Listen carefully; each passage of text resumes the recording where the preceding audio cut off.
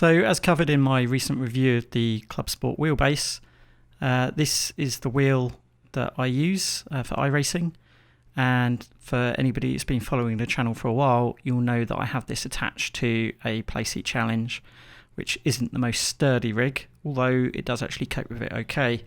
I've noticed in a few of the comment sections I've had a couple of questions asking what settings I run on the wheel and in iRacing, so I just thought I'd throw a quick video together that covers it. So before we go and look at my settings, I thought I'd just quickly cover the fact that Fanatec actually have suggested settings for a range of games, and iRacing is one of them, on their website, and this is for all the different wheelbases. So here's the ones for the 2.5. You'll notice in a second that a few of these settings are a bit different than what I've got set. I did try these initially. I think they're pretty good as a starting point, but they felt quite heavy and weighty, which is great, but on the Playseat was a bit strong. So onto my own settings, and I'll keep stopping the video to talk about each. And the first thing just to mention is on the Fanatec wheel, you can obviously have multiple settings set up. So this is my settings of 1, but you can have up to 5, I think, all configured for different games potentially, or different cars.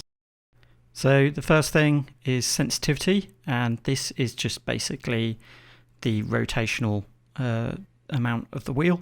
This is 900 or auto, which is pretty standard. The next option is force feedback.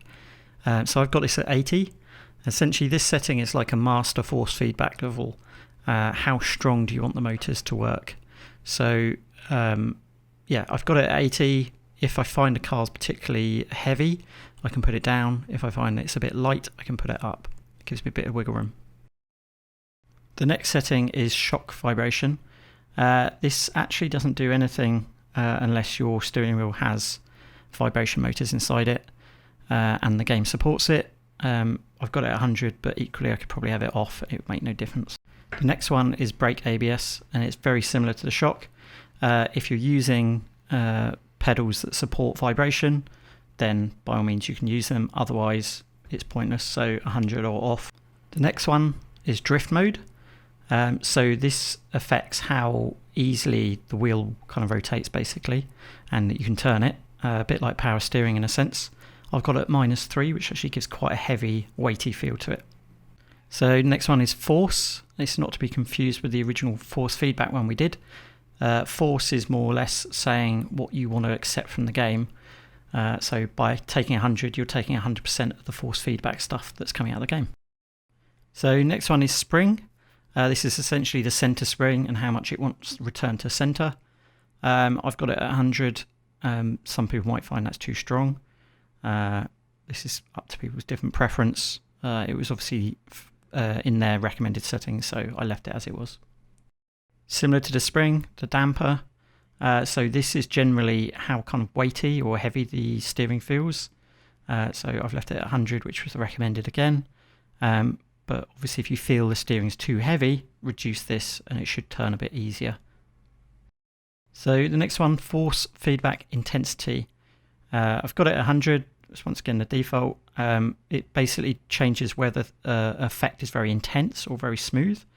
If you're having problems with vibrations, especially on the Playseat, turn this down. It might make it a bit better. So I'd say definitely have a bit of an experiment with this. You've got those 5 different settings that you can save. So you could set it up with some baseline settings, set another one up, tweak it, and then obviously while you're playing the game, you can actually flick between the different settings and actually see which one you prefer. I've been playing some other games other than iRacing recently, and I have it completely different. A lot lighter feeling, a lot more free turning, lets me drift around, all sorts of stuff. It's just in iRacing, I like the weight of the car and being able to feel all the tyres in my hands. So moving on, let's look at the iRacing settings I've currently got. You can see here, these are the general settings I've got. Obviously enable force feedback. I used to have linear mode on. It's only really recommended for DD wheels. I have actually turned it off now, which is their recommendation. I actually found it better. Strength and wheel force are an interesting one. So that wheel force is very low. The recommendation was, I think, 8 Newton meters. I found it was very strong, too strong for the Playseat personally.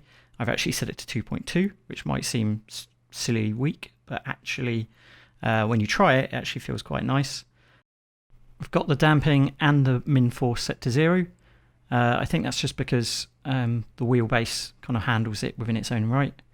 Obviously the wheel range is set to 900 to match what it's doing on the Wheelbase again, but if you have it set to auto, that will obviously auto configure depending on whatever you've got set. The strength, I'll show in a second how I've come to 14.2, but I find the strength and the wheel force kind of work in tandem. So if you have a higher wheel force, it will give you less strength and vice versa. If I set it to 8.6, I can actually show how I actually came to have 14.2 there. So if you jump in your car and just cycle through your black box, you'll eventually get to graphics adjustments. And weirdly at the bottom of that, it's got the force feedback strength. So you can obviously change this here as you're driving around, but you'll see that it's got 8.6, which is what we set it to. Now if we actually go for a bit of a drive, eventually after doing a few corners and driving a bit normally, you'll see there is a button that appears saying auto next to it.